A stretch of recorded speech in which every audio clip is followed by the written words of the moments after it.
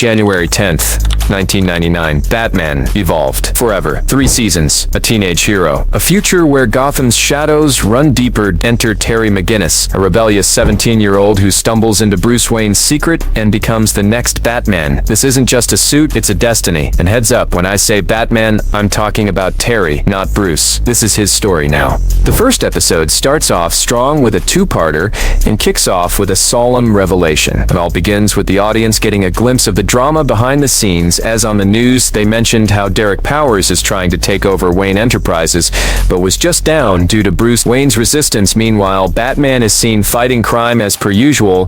However, he's much more sluggish than normal. It gets to the point where his chest is hurting and he isn't able to counter the bad guys. Eventually, he ends up having a heart attack and falling victim to his pursuers. In his last hope, he reaches for a pistol. The attacker is well aware of his vow and never used lethal weapons, are extremely scared by this, and they run away once again. Batman realizes what he's done, and he vows never again. The prologue ends with a sad scene as Batman decides he's too old for crime fighting, and the curtains close on his Batcave. Part 1 begins 20 years after our last scene of Bruce ending his Batman chapter. That's an insane amount of time for Gotham to be without a Batman. It's also revealed that Derek Powers did indeed take over Wayne Enterprises and is now monopolizing the town. The scene cuts to somebody dressed up as a clown terrorizing people in an elevator, and are then properly introduced to Terry McGinnis for the first time as he shuts the clown down and unders Jokerz, implying that there's more of them and that there are a common occurrence around town. At school that day, Terry gets into a fight with the classmate and his father Warren grounds him. When he gets home, Warren gets a message from his co-worker that he has something urgent for him. In a meeting with his said co-worker, he's given a disc and is then dragged away by a large scary man named Fix who works for Derek Powers.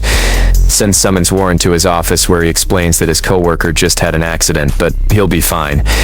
He also asks Warren if he was given anything by his co-worker, but Warren denies everything about that as he's scared of being dragged away too. Once back at the house, he watches the disc and gets extremely distraught about whatever he saw, and is even more on edge than before. During this time, Terry goes against his father's wishes of being grounded and sneaks out to go to a club at the nightclub. We're introduced to Terry's girlfriend, Dana Tan, but before much can happen, a group of Jokerz appear and wreak havoc at the party stop hands. Off-drag, Terry runs away and falls when he moves out of the way of an old man who just so happens to be Bruce Wayne. The Joker advance on Terry and Bruce, but the two of them are eventually able to fend the off. However, Bruce has trouble because of his weak heart, and Terry takes it back to his manor. While there, Terry notices a bat stuck in Bruce's clock and decides to set it free. However, in doing so, he discovers the secret entrance to the Batcave. Batman tackles Terry to the ground and demands that he leave his house immediately, so he does once arriving home. Terry finds his home in shambles with graffiti on the walls. What's worse, the police are there who regretfully inform him that his father has been killed. Terry is ridden with guilt and frustration since he wasn't home like he was supposed to be. The police tell Terry that the Joker are the ones responsible for such heinous acts. You've got to stop. I should have been there. I could have helped him. I could have done something. However, upon Terry's own investigation, he finds the information from his father's disc and is convinced that he has something to do with POW Enterprises. He immediately goes back to Bruce and begs for his assistance. The first episode ends with Bruce reluctantly letting Terry in after trying his best to ignore him. Part 2 begins with Bruce finding out the information on the desk, revealing that POW Enterprises are using Wayne Powers to create a lethal device that can completely destroy healthy nerve cells. Terry asks Bruce for his personal assistance, however, he refuses and sends Terry away. Dang, it's kind of harsh once on the street. Terry's approached by Powers and Felix, who demand their disc back, but Terry swindles them and runs for his life later. Bruce realizes that his new batsuit that he never got the chance to wear was stolen, and you can probably guess who took it. The scene then cleverly cuts to Terry in the batsuit, hoeing on Powers and Felix. Where it is then revealed that Felix did in fact kill his father. All of a sudden, Terry is detected on their security cameras, and a fight ensues. More chaos is added to the mix when Batman shows up demanding a suit back. It's a fail-safe device, paralyzes the suit in case the wrong person gets into it. He ends up being able to tell Terry of an escape route that he cleverly built while living there, and Terry manages to escape once away from the danger. The two continue to argue. But Terry eventually wins Bruce over with the reveal that he's doing it to catch his father's killer. Bruce never got the chance to catch his parents' murderer, and he bonds with Terry over their shared childhood trauma a little while later. Terry anticipates Powers' arrival at a dock where they were said to drop off their new technology, and a fight ensues in the end. Terry is successful in sinking all the technology and fix along with it, officially ending the life of the person who killed his father. The episode ends with Bruce personally coming to Terry's house and explaining to his mother that Terry saved him from a Joker's attack, and in thanks, he would like to offer him a part-time job. Meanwhile, Powers is undergoing chemical radiation therapy in order to counteract his own invention, and ends up mutating and altering his body completely, causing him to become a translucent radioactive maniac. Looks kinda cool though, right? Derek Bowers is still on the hunt. It's incredibly obvious to everyone in Gotham. His body is inadequate. However, after everything that he's been through, he's in dire need of a miracle. Enter Dr. Stephanie Lake, who claims she can make a body for him and put his brain inside a new and healthier specimen. Pow happily agrees. However, Dr. Lake claims that she needs to practice on somebody first before committing to being able to do the procedure. They choose Mr. Freeze's dismembered head that has been frozen inside of Wayne Enterprises for nearly 50 years now, because that sounds like a great idea. Once inside a new body, he goes by Fries, since his real name back in the day was Dr. Victor Fries, and becomes aware of all the damage he has caused while he was alive. He decides to make an organization to hopefully help those who he has wronged in the past. Fries quickly realizes, however, that he's extremely hot and uncomfortable in his new body, and begins to have difficulties quickly. Dr. Lake tells him that she could potentially help by literally taking out his organs and doing experiments on him, which infuriates him. He leaves hell-bent on revenge, which greatly concerns Bruce Freeze. Freeze? How? It's something I've kept in cold storage. Everything around them turns to ice, including Powers, after some brief arguing between Batman and Mr. Freeze. Powers charges up his radioactive abilities. And who are you, Sunshine? Blight will do. Decides to call himself Blight. He melts through the ice and greatly injures Mr. Freeze as well, and so in return, Freeze blasts him into a nearby pond. Batman approaches Mr. Freeze, trying to save him from the grave injuries that he suffered. However, he makes an ice wall between them. Batman evacuates the building before it explodes. Heroes begins with us learning of a new superhero group that just arrived in town called the Terrific Trio. They're said to be genetically mutated scientists whose body changed after a lab experiment gone wrong, who now choose to fight crime. You know, that kind of reminds me of the Fantastic Four.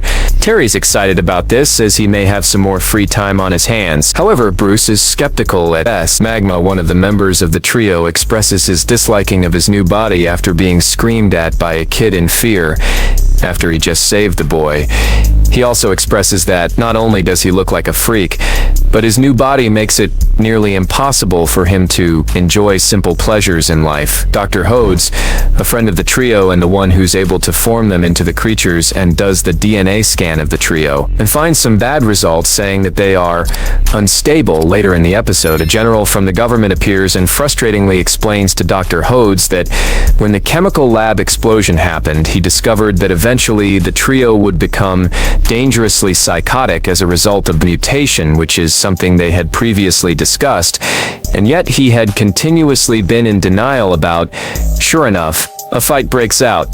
General Norton, we've been double-crossed. And the trio threatens to kill themselves and everyone around them. Then you knew all along. Yes. That's why you weren't there that night. Batman appears to save the day and inevitably has to put the trio to rest, shunning Dr. Hodges and the cruel crimes that he's committed. We meet the Royal Flush Gang in this episode, as it begins with people dressed up as different playing cards, terrorizing a boat. Batman arrives on scene given the commotion, but is forced to let the gang go after they threaten to kill everybody who was in attendance. Bruce is dumbfounded by the situation and is upset with Terry because instead of listening to Bruce and coming back to the Batcave to further understand and get to know their enemies, he leaves due to having other plans. Terry is then seen back at the nightclub where he had met with his girlfriend Dana before. However, she's frustrated with him for always being late and putting his work above her. She breaks things off, or more, rather tells them that they need to take a break. This causes Terry to go outside distraught. All of a sudden, a blonde stranger approaches him.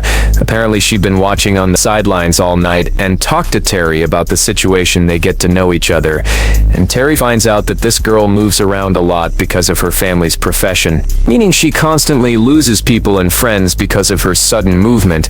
And then suddenly the blonde girl kisses him. He eventually figures out her name, Melanie Walker, and they plan to meet up soon. Terry returns to the Batcave to find a mildly annoyed Bruce, telling him they still have to figure out where the Flush Gang went and what their next move is. Terry is convinced that their appearance was a one-time thing. However, Batman reveals that he believes that it's actually a family of villains. I'm sure you can see where this is headed. Episode then cuts to the Flush Gang's perspective, where it's revealed that the King has an ongoing grudge against Batman and promises that his frustrations will be dealt with. And you guessed it, Melanie Walker comes into the picture, revealing herself to be 10 later. The Flush Gang are causing chaos again, and Batman is sent to stop them after a grueling battle. Terry and Melanie meet up and have their little date where Melanie admits that her family may be moving again soon.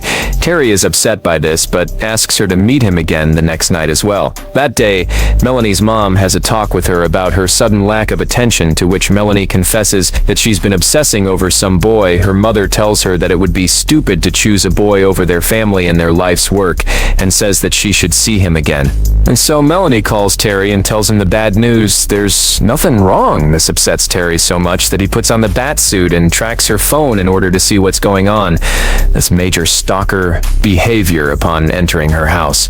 He gets hit with a trick card that blows up in his face, because Batman just waltz up to a home with a royal Flush Gang. Of course, that happened. A fight ensues, and 10 has to choose between helping Batman and running away to some boy, or helping her father. She chooses her father and is labeled a villain, along with the rest of the family. Once the police arrive, Terry becomes aware of 10's true identity and has a heart-to-heart with Bruce about love, to which he makes Terry feel better after telling him about his relationship with Catwoman. Spellbound starts off with us being introduced to Spellbinder, a villain that seems to use his magic eye to hypnotize his victims and make them commit crimes in his favor without their knowledge. It begins with a popular girl at Terry's school claiming she had no idea that she was stealing one of her father's precious statues. Nobody thinks much of it, as they think she may just have psychological problems. However, Terry isn't convinced. Later, it's seen that another innocent bystander commits yet another crime and is yet again convinced that someone made him do it. Terry and Bruce actually lock in, as they realize that there is a legitimate threat at hand, not just a bunch of crazy people. The episode then cuts to Terry at a wedding for her friend's mom, when suddenly the bride starts screaming in panic, claiming that a swarm of bugs is attacking. She ends up taking off her necklace, thinking that it's full of bugs too, and Spellbinder is seen grabbing it. He manages to take it. However, Terry chases after him, having his own hallucinations. The next day, Terry is forced to go to a meeting with Billings, the school psychologist. Billings explains to Terry that he may be hallucinating because the loss of his father, the responsibilities of his newfound job at Wayne Manor. The next day, Terry is seen sneaking into Wayne Manor, trying to steal things. Terry snaps out of it and a battle ensues, resulting in them reprimanding Spellbinder. Turns out that he's Billings. He's an underpaid school psychologist that decided he'd hypnotize the rich families he serves in order to receive the payment he feels he actually deserves. Which, in this economy, it's low-key a lot. This episode begins with us seeing an unfortunate guy named Aaron talking to an imprisoned Inque, a super villain who has been trapped in ice. Even if they don't pay me what I'm worth, you listen to me. He gets in trouble with his boss for talking to her so much, so they fire him. In retaliation, he unfreezes her and watches the chaos unfold from the comfort of his own home. Inque arrives and tells him that she won't reveal any of the embarrassing secrets he told her if he helps her in any way he can, and he agrees, but it's obvious that he's agreeing because he likes her, not because she could reveal his secrets anyway. During her escape, she destroys Mr. Freeze's ice gun that Terry brought as Batman to try and stop her, leaving her to be able to run rampant through the city. The episode then cuts to Aaron begging Inque to turn him into a shapeshifter like her, to which she agrees. However, when she eventually does inject him, she just turns him into a blob, causing him to be rendered useless and pathetic. Meanwhile, Batman attempts to confront Inque but is captured instead, and taken to a sort of arena. He sends out an SOS message to Bruce, who's discovered by Inque. She tells him exactly where they are, but tells him to come by himself. Once there, he's forced to fight wearing one of his old bat suits, which is innately dangerous for his health. Just look at him. Go, Aaron.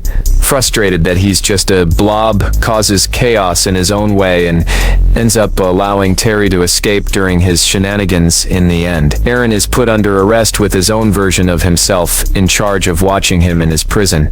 Fortunately for her, though, she's being monitored, so a situation like Aaron's could never happen to her. Season 1 ends with a banger, literally begins with us seeing Derek Powers, aka Blight, struggling yet again to find a valid set of skin for his ever-radiating body.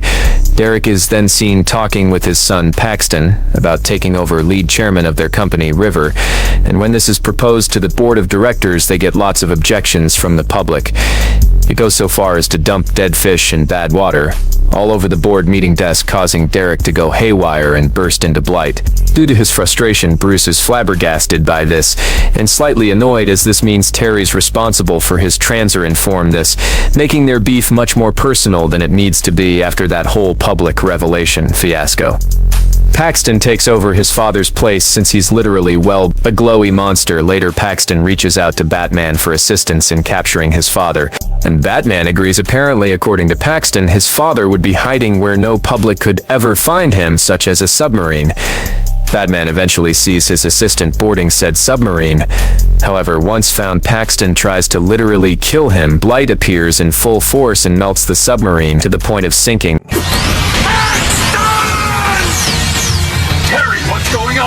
Paxton, Powers, and some others are safe from the submarine, but Blaine was said to have been seen floating down to the bottom of the ocean. The episode ends with Batman warning Paxton of his father's return, while Paxton takes over the Enterprise for himself. Season 2 starts to get juicy with hidden agenda. The episode begins with us seeing the gang of Jokerz wreaking havoc throughout the city yet again, but with a twist. The head Joker is seen treating the others with more violence than usual, enough to make them feel somewhat uncomfortable with his leadership. The show then cuts to Terry's high school, where their GAT scores are finally in. It's like SAT, but not copyrighted. We're introduced to Max, who so happened to get the first place score, landing her the head running position for valedictorian. After finding out about their scores, Max announces to everyone that she's going to be making a program dedicated to finding out Batman's secret identity, which worries Terry. If it is a guy. He's a guy, and he's connected to our school. I'm sure. A boy named Carter got second, and a scene later that evening arguing with his mother about said grade. Carter storms off after their argument, and that does what any sane person would normally do, which is putting on makeup and a clown outfit. Yep, this guy is the Joker leader we saw earlier in the episode. He takes the Jokerz to the school in hopes of deleting Max's score records, but he's denied access, leaving him to graffiti the area instead. The next day, Max finds out that the leader of the Jokerz must be a fellow student, targeting her as she finds a booby trap in her locker. Later in the episode, her machine that's supposed to figure out who Batman is came back with only 6 different names being options, one of them being Terry. Care to explain what you're doing here? Actually, no. Meanwhile, Terry realizes that the Jokerz are targeting her, and so he approaches her and warns her to back off on the Batman investigation, thinking that that's why she's getting targeted. Max feels as though Terry doesn't want her to find out about this secret, so she messages him saying to meet her in the park. However, once there, she's bombarded by the Jokerz. Batman arrives, and there's a brief brawl that ends in Max kicking Carter into a fountain, which washes off his face paint, revealing his true identity. The episode ends with Max revealing that she knows Terry is Batman. However, his secret is safe with her, and that he's more than welcome to confide in her if ever he needs somebody to talk This later episode of Season 2 begins with us getting another glimpse into the life of Ten. She's seen trying to steal money from what seems to be a high-stakes poker game. However, her plan goes haywire and Batman ends up showing up to save the day, letting them both escape. Melanie shows up to his house and explains that her father has been kidnapped by the Jokerz and held for ransom, which is why she was trying to steal the money in the first place. Dana then calls Terry, reminding her of their study date, even though it's been clear for a while now that Terry is uninterested in her, and he declines as he wants to help Melanie. Oh, and he and her end up kissing, presumably sealing the deal. There's an old saying, once burned, twice shy. Is that what you're feeling now? Terry tells Melanie of Dana and the relationship, but to Melanie it doesn't matter. In fact, Terry just straight up confesses he still has feelings for her, not too long after. With this kind of lying, it's got to be more than just a friend. Wish I knew. Terry attempts to persuade Melanie to not try stealing from the poker game again, to which she agrees at first, but they're soon found out by the Jokerz. Ten abandons Terry to go back to the game and steal the money.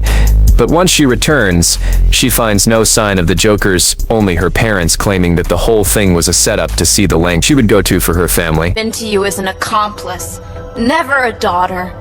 Terry soon arrives and is reprimanded by not only the Flesh family, but also the very angry, very scary members that were attending the game whose money was stolen.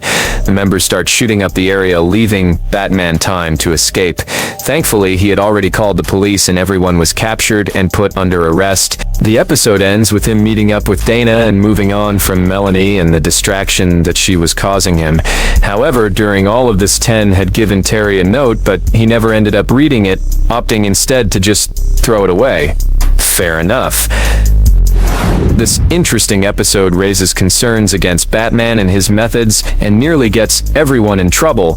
It all begins with the commissioner of the police, Barbara, who just so happens to be the legend Batgirl who helped Bruce for many years later in life. She followed in her father's footsteps and became leader of the police force. She raises concerns with Bruce about Terry's background and voices a general dislike for the new Batman, as she's worried that he's not the best option. Bruce reassures her that everything is fine. However, she warns him that the next mess up she'd like Terry to be put away. This alarms Bruce, as it not only reveals his prot's secret identity, but would mean revealing Bruce as the original Batman as well later in the episode.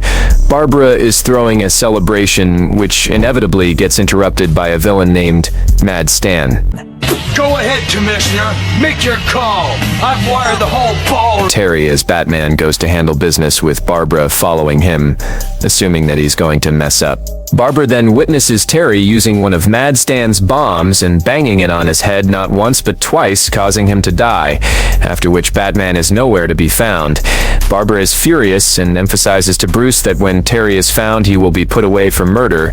Bruce calls Terry and asks for his side of the story, to which Terry explains that he most certainly did not kill Mad Stan. He simply knocked him out and left. Bruce goes undercover and watches the tapes himself and finds that the tape cuts out right when he said events are supposed to occur.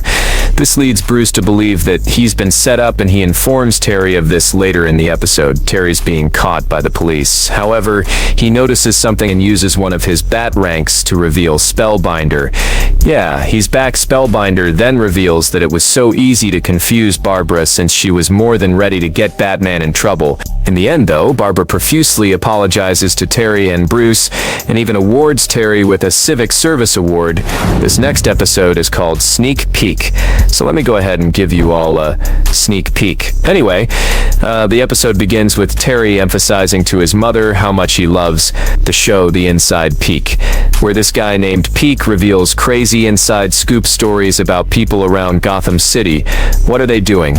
However, during a brawl later that day, Terry notices a large blob of a man being able to walk through walls and disappear, seemingly at a plain sight very easily. After the brawl, it's seen that the said blob man plants a camera in the Batmobile. Terry doesn't realize this and heads all the way to the Batcave talking to Bruce, and even taking off his mask the next day, it's revealed that Peek is going to reveal Batman's secret to the world, and Terry starts completely wigging out him. And Bruce explains that the only person who would know how to fade through walls like this was a scientist who worked for Wayne Enterprises a long time ago, as he specialized in things of that matter. However, he died many years ago. Bruce and Terry head to Peake's place to hopefully talk things out with him. However, once they're there, they realize that Peake won't budge and definitely plans on spilling the beans. I'm Batman. And throughout this episode and during this conversion, Peake is seen having crazy bad stomach problems, which are shown by him having his entire abdomen become see-through. Talk about an empty stomach. I'm sorry. He begs Bruce to let him use Wayne's technology in order to figure out a cure, to which Bruce confronts him about his scientist friend who died. Peake claims that they had an interview together, which is when he found out the initial information about passing through atoms. However, Bruce essentially scoffs in his face, saying that he would never have an interview with a piece of scum like Peake, then slightly mentions that he has other ways of information, which is when Bruce realizes that Peake was the one who started the fire that killed his scientist, and then stole his files in order to find out more about the technology. This rages Bruce, and they fight, ending with Peake pulling a gun on him thanks to his powers. Though the gun phases through his hands and falls to the ground, and directly after this he falls through every floor of the building and eventually starts falling through the crust of the earth. That has got to be torture. The last episode of Season 2 begins with Terry going missing in a subway after going on a date with Dana. He goes to the subway and never comes out, which causes his friends and family to become worried and inevitably causes Bruce to get so worried that he actually drives to Max's house to ask what's going on. What happened? There was a cave-in, obviously. The show then cuts to Terry as Batman in what looks to be an underground type of area with a little boy trying to get him back to the surface. Batman is led by the boy, which he soon learns is the name Dak. Eventually, they find a spot on the wall that sounds hollow on the outside, so Batman decides to detonate it. A small opening appears in the ceiling, only big enough for Dak to squeeze through. However, once at the surface, he runs smack dab right into Shriek, this other villain with shockwave abilities, who was alerted of their location after the explosion occurred. Dak accidentally reveals to Shriek that Batman is stuck, and the two go down in the holes to find him. Dak, being a loyal king, lies to Shriek and points him to a part of the wall that is covered in condensation, saying that Batman is somewhere around that area in the tunnels. Shriek breaks the wall down, where a flood of water rushes into the tunnel, separating the two. Meanwhile, Bruce and Max have been on their own little rescue mission, and they end up fighting with the T's, a popular gang group, and figuring out that Terry was last seen in the subway. Bruce ends up tricking Max into getting caught by the police near the wrecked ground, mostly because he's worried about her being involved, but I think it's because he wanted to be the one to save the day. Once down there, he interferes with Shriek getting his hands on Batman, defeating him in the process. The episode ends with everybody going home and having a good night's rest, or as good as one can after being smothered in strain, sewer water, and fighting villains all night. Huh? You've started making your bed. Season 3 begins with the return of our favorite gang. You guessed it, the Royal Flush. This time, they're seen stealing museum items and getting captured and hurt in the process. The king is seen handing off the merchandise to none other than the infamous Paxton Powers, who only gives them a portion of the amount they agreed upon due to the poor shape the materials were in. Still, I suppose you should get something for your trouble? The queen is furious with the king for even working with such scum, so to make up for his lack of manliness and to please his woman, the king decides to kidnap Paxton and hold him for ransom. Paxton reveals that he doesn't have much money. However, if they kill Bruce, then he will be able to obtain all his company assets and reward the Flesh family with millions, to which the king accepts. This doesn't go well for him. However, as Bruce and Batman battle him and easily win. However, during the battle, the king leaves the queen to die and also steals all the money for himself, while also having another mistress on the side, and plans on completely abandoning the entire family. Now, my dear, I can explain. This episode ends with us witnessing Melanie bail out her brother Jack from jail and offering him a job at her new restaurant, as she's been trying to live a more honest life ever since her time of the gang, to which he happily agrees. Although this episode isn't super important to the overall timeline, I feel as though it's important for Terry's backstory. In an earlier episode, we mentioned how Barbara was unimpressed by Terry's track record, and in Big Time, we find out that he was merely an 18-year-old boy following along with his older friend. His friend Charlie had been dealing with family issues and decided to do a heist in order to prove himself to a bigger gang. However, it didn't go as planned, and the two got caught. Charlie got jailed for 3 years as he was tried as an adult, but because Terry wasn't of age, he only got 3 months in juvie. That's still really tough. This later 2-part episode begins with Terry running into the only Superman. The two go back to the Batcave together, and once there, Superman confesses that he wants to add Terry onto the Justice League team as the new Batman. I think it's time your protege joined the Justice League. The Justice League? Bruce lets Terry make the decision, to which he happily agrees. However, once there, he's greeted with coldness and animosity. Batman was one of the League's founding members. The real Batman. Not this pointy-eared punk. Superman ends up confessing to Terry that he believes there's a traitor among the group, as one of their members, Micron, got injured earlier that week, in a way in which only a member would be able to do. Terry tries his best to monitor the League members when all of a sudden the camera cuts out in Aquagirl's training area. Terry rushes to the scene and she's eventually saved from her malfunctioning take.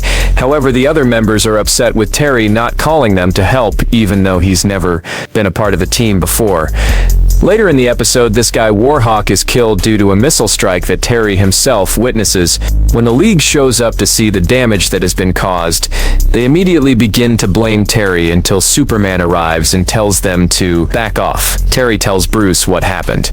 So he checks the footage from the Batmobile and finds that the missile exploded due to Superman's heat vision, meaning Superman is the traitor. Bruce gives Terry his secret stash of kryptonite that Superman had gifted him years ago and instructs him to use it to stop Superman. If it comes down to that, part 2 begins with Batman showing the rest of the Justice League the footage that Bruce found. However, certain members don't believe him, and it gets so elevated that a fight breaks out, and coincidentally, none other than War re-enters the picture. He confirms that he was also suspicious of Superman, so he sent up a remote-controlled suit, which is what they saw, get blasted. I told him not to tag along, but he disobeyed. I like that. The group then goes off to confront Superman, who at first denies knowing anything. However, once they touch his chest, a large eye opens up in the middle, and he's revealed to be covered by some sort of alien-like creature. After a brief struggle with the alien, they disengage. They approach Bruce wondering where Superman's Fortress of Solitude is, in hopes to find the real Superman they're waiting for them. However, after arriving at the fortress, they find yet another alien attachment. Thanks to Aquagirl's powers being able to talk with water creatures, the League learned the true story of this alien long ago.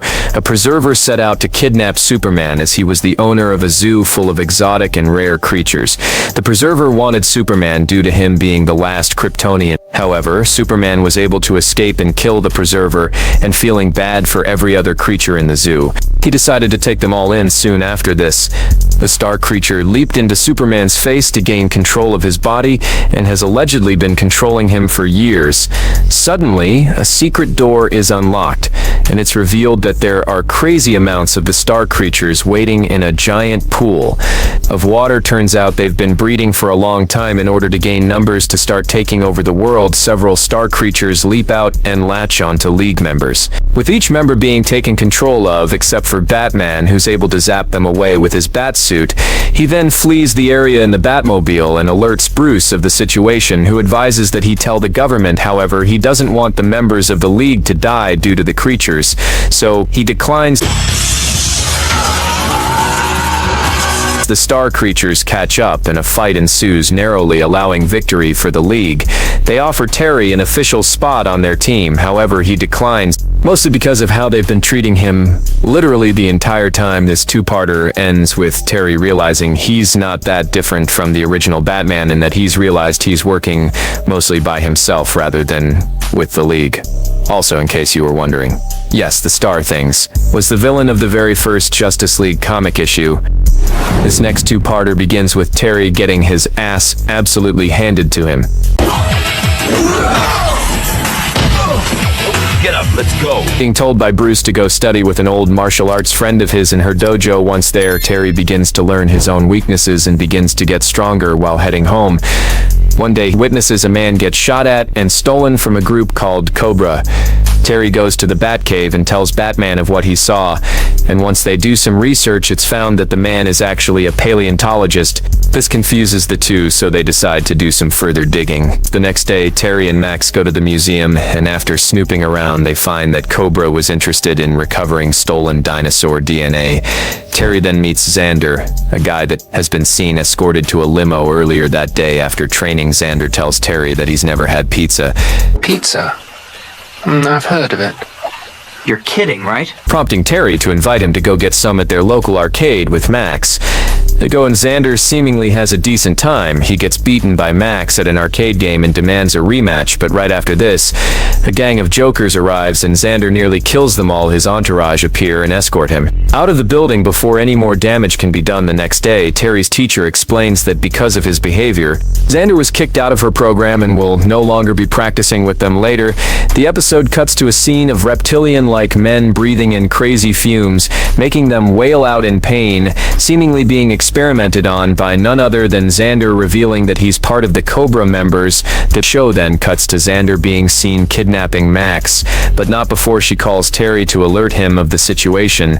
Terry tries his best to save her, however, he's reprimanded and hurt badly. Despite his injuries, Terry finds out where Max is located and sets out to find her. The episode then cuts to her waking up in a fancy bed with girl servants telling her that she's in charge of them now. This confuses her and she resists the situation before she's then brought to Xander by a scary reptilian man. Once there, Xander blesses her with the knowledge of what's going on. Essentially, Xander has decided to take dinosaur DNA and splice it with that of a human in order to make them the perfect species. Apparently, it's because they have the one thing that humans once lacked: adaptability and the ability to evolve into different forms. He then plans on using a thermal bomb in order to raise Earth's temperature to a suitable habitat for the new creatures. Killing off any humans that refuse to transform. This scares Max, and she refuses to be spliced, even though that will inevitably mean her death. Meanwhile, Batman sneaks in and a fight ensues. I failed you, Xander. I thought I could put you on the right path. The episode ends with their martial arts teacher arriving and sacrificing herself to save the world due to her failing Xander and potentially not being able to prevent the end of the world. They know it. The last episode is a heartfelt one. It's essentially a retelling of one of Terry's memories after Max brings up that he should probably just tell people close to him his true identity. He gets defensive as if his friends know his identity, then they're all going to be in danger too. He then tells a story of a little boy who once saw his face. I wasn't scared. Not of Batman. He's just a guy like everybody else. Was then kidnapped and almost thrown into a snake. However, Terry's convinced that the kid doesn't actually remember his face. The kid has grown up a bit now and never looks at him funny. The episode ends with the kid turning and watching Terry walk away with Max with a knowing look on his face, meaning that he does remember who Batman is. He just chose to keep it a secret. The return of the Joker begins right after our last finale and begins with Terry getting bitten by a spliced Joker during his last debacle regarding the Joker stealing advanced technology, something they aren't known for doing, as they're commonly found messing with commoners in city subways and alleys. So it's kind of a turn of form for them. Terry is slightly worried about his bite, but decides to go to a nightclub with Dana since she was excited about it, and we all know how Dana can be. Unfortunately for Terry, his bite is acting almost as a rofi as he isn't coherent, and he continues talking to wrong girls on accident. When he's trying to talk to Dana, she eventually realizes that something isn't right. The show then cuts to the Jokerz returning to their lair. Bond, one of the lead Jokerz, starts getting frustrated with their new leader since he's frustrated with their lack of materials. He claims that he never even told them what they were stealing for, as they normally steal for money or other valuable items. The shadowed leader then pulls a gun on Bond, and at first it seems to be just a threat as confetti flies out of the gun, but Bond is soon after hit with an actual spear that comes from the gun. The other Jokerz bow down in submission, and it's revealed that their new leader is the Joker. The movie then cuts to Bruce and Terry at the celebration where Bruce takes back over his enterprise. Suddenly, the Joker and the Jokerz arrive wreaking havoc. Terry is forced to save most of the civilians instead of pursuing the Joker, and Bruce is left dumbfounded as his formidable foe is supposed to be dead. Bruce is so put off by the Joker still being alive and causing more chaos in Gotham that he basically bullies Terry into giving back the bat suit and not continuing his journey as Batman. I'm not working for Mr. Wayne anymore. Terry goes to Barbara Batwoman for advice, but she too doesn't have anything to say to Terry except to listen to Bruce. It's also shown that the old Robin Tim Drake also sees the news of the Joker returning, and he gets goosebumps. Terry frustratingly returns the suit and decides to go clubbing with Dana, thinking that he now has a lot of time on his hands. However, once their two girls approach him, Dee Joker, under the Joker's control, they separate Terry from Dana, and another member attempts to kidnap her while he isn't paying attention. Terry soon realizes and is able to get Dana, but not after she's hurt in some sort of way. She's then rushed to the hospital. Hello, Batman. After the attack, Terry calls Bruce with no response, leaving him no choice but to rush to the scene, assuming that something terrible must have happened once. There he finds the words, "haha," written in graffiti, and he assumes the worst, until he finds Bruce convulsing on the floor, laughing almost to death. Thankfully, before the attack, Bruce had been perfecting his cure for Joker venom. Terry finds this and injects the old man, only for him to finally stop laughing and pass out in pure exhaustion. Barbara arrives, tending to Batman, and after being asked multiple times, she finally gives in and tells him the story long ago. The Joker would cause chaos all the time, and it got to the point where one day Batman's sidekick Tim went missing him, and Batwoman searched all throughout Gotham. And eventually the Joker met up with him and told him the story of how he captured Tim and tortured him into becoming Joker Jr. Apparently he and Harley had wanted a child for a while, but they didn't want to bear one themselves, and since Batman always had a few spare, they decided to take one of his. The Joker instructed him to kill Batman, but in a last-ditch effort, he turns and shoots the Joker himself with a bang gun instead. Tim, it's Barbara. Can you hear me? During this battle, Harley falls off of a cliff, even though Batwoman did try to save her anyway. The Joker's presumed dead, and Tim is distraught. They bury the Joker and put Tim in extensive therapy, where he eventually grew up and became a father of his own. After hearing the story, Terry investigates Tim, but nothing comes from it, as he's traumatized after being Batman's sidekick. Terry eventually turns to Jordan Price. However, while he was found guilty for helping the Joker steal technology in turn for them trying harder to kill Bruce, he got arrested. There was no evidence of him having any contact with the real Joker. Seemingly at a loss of a lead, Terry talks to a newly awakened Bruce, who also concludes that it just has to be Tim, as the Joker did in fact hurt the Robin suit more than anything else. And also the technology that they keep stealing could be used by Tim. Now that he's an engineer and a seemingly newly found man, he has the capability to potentially hijack a military defense satellite, which is exactly what he's been doing after approaching him. Again, it's revealed by the Joker that Tim has in fact been helping him and has turned back to his side. While talking to Tim, his voice suddenly changes to the Joker, and it's revealed that he is the Joker. He then tells the two that when he was torturing Tim, he implanted a microchip into his head that would allow the Joker to live on after his death, slowly being able to take over Tim's body and mind over many years. A battle ensues in which Terry comes out victorious after taunting the Joker, upon realizing that getting under his skin is really easy and not something the old Batman did very often. They didn't have much small talk.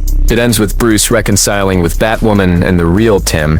It's also revealed that the Dee twins are the granddaughter of Harley Quinn, meaning she did in fact not die after falling off of a cliff.